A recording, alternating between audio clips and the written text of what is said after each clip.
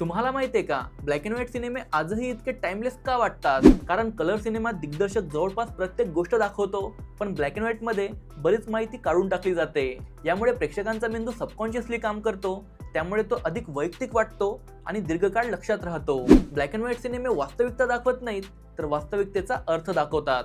उदाहरणार्थ, एका गरीब माणसाचा संघर्ष जर रंगात दाखवला तर आपण त्याचे कपडे, घराचा रंग आणि त्याची स्थिती पाहतो. पण ब्लॅक अँड व्हाईट मध्ये हे सर्व मागे राहतं आणि फक्त संघर्ष दिसतो. म्हणून black and white cinema specific राहत नाही, तर तो युनिव्हर्सल बनतो.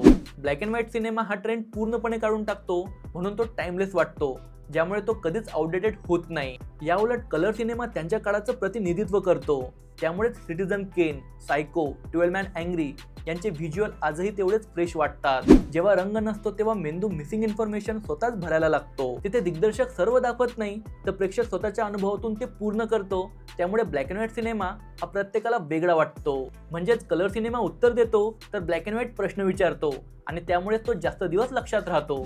आणि हे पेज पण असंच लक्षात राहावं यासाठी आत्ताच फॉलो करून घ्या.